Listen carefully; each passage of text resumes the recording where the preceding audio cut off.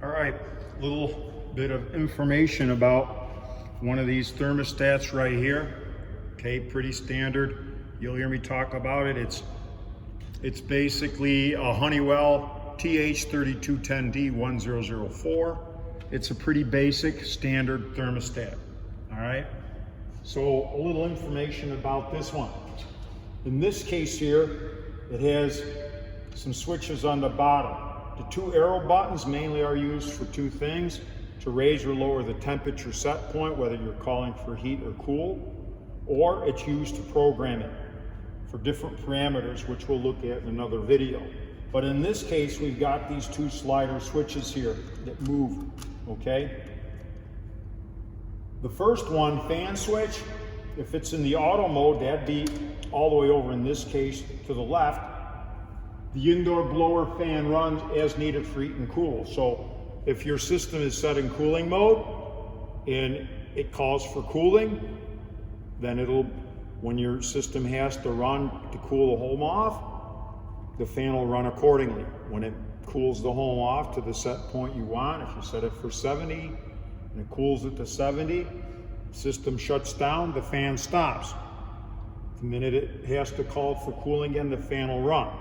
If it was in heat mode, same thing. If you're calling for heat, the fan would run to heat the home up. When it meets that temperature that you set the thermostat to keep it warm at, it would shut off, and then that process would repeat. If I set it to on mode, in the on mode, the fan runs continuously. As long as that switch is in the on mode, the fan does not stop running. It will run. If you leave it on for all day long for a week, the fan runs all day long. It is the indoor blower fan. That's the one that's blowing the air out your vents. So that's all this controls, is that blower motor that's pushing air out your vents. Now that could be in a split system, would be the unit most likely under your home where that blower is. Or if it was a package system, it'd all be in the unit that's contained outside. The next set of switches is labeled system, all right? And it has 4 different settings: cool, off, heat, and emergency heat. If I set it in cool mode, this thermostat will basically cool. If I set it in off mode, the system is off. If I set it in heat mode, the system will be in a heating mode. In this case, we're talking about a heat pump. If we have the difference between a heat pump and an AC unit is what? An AC unit is an air conditioning unit that basically can only cool. Think of a window air conditioner. It doesn't heat, it cools. In the case of a heat pump, we can cool with it, but we also can get some heat out of it, all right? And then the emergency heat, that is an auxiliary type heat in the case of like heat strips or what have you, something else. So in our mode here, most of the systems, or people in North Carolina, a lot of them use heat strips as that auxiliary heat. So just to make sure we see, these are the settings. We've got the fan auto on, and then we've got system cool off, heat and emergency heat. So that is what those switches do. Taking a look at the bottom section there, we have, I'll zoom in on that a little bit better. Okay, if we look at these bottom, it says thermostat, oops, sorry about that. Thermostat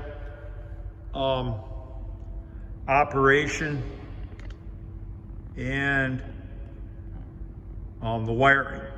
So on the wiring, we have a couple of things. Notice I've kind of labeled them out. We have the words AUX, Y, G, R, C, and O. And then if you look off, it has wire colors. So aux wire commonly would be the white wire.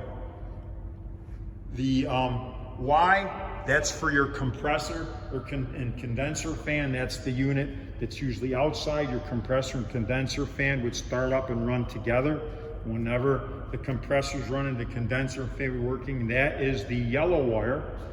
The G or green is the indoor blower fan. That's the one that blows the air out your vents inside your home. The R is the 24 volts AC. That's the power to the thermostat from the secondary of the transformer, the 24 volt transformer that worked. Usually it was a like a yellow and I think blue or purple wire or whatever. And then the C, that is 24 volts AC common. That's the other lead off the output side of the transformer secondary to give us 24 volts. And then the O is a reversing valve, and that's an orange wire.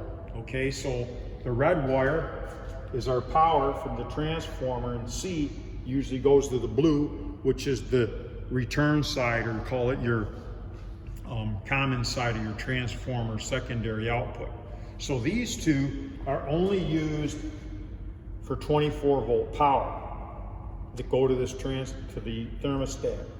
Okay, these other ones, actually what happens is the thermostat, all it does is it takes this 24 volt power and puts power to different relays to start different things. So if I asked for cooling, the thermostat will take this 24 volt power that's coming to it, right?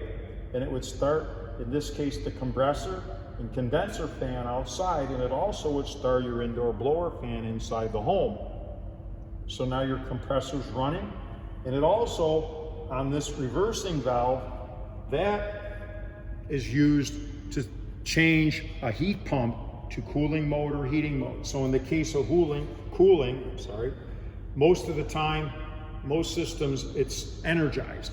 The reversing valve is energized on cooling. So in that case, if we had to have cooling mode, what would happen is the thermostat would put power to the relays for the condenser and compressor, to the indoor blower fan, and it would energize the reversing valve. In some systems, the reversing valve is energized all the time. It's always on. So we'll look at that another video, but just so you know, so in that case, we'd have three different, the transfer would take this 24 volts and put power to each one of these three, the yellow, the green, and the orange, okay? If we put it in heat mode, what would happen is all it needs is the compressor, right? The indoor blower, but this would be off if it was the reversing valve was energized on cooling, because if we don't energize it, then the compressors, the system actually runs kind of in a reverse mode and can put heat into the home. So as you can see, all that this thermostat is doing is it's kind of a relays inside. And that relay takes this 24 volts and puts power to different places. Okay, nothing more than that. So we'll look at sequence of operation after the fact with a little understanding of how that works. All right, so I'm going to stop right here and make another little video to kind of reinforce what's actually happening. So we'll be back.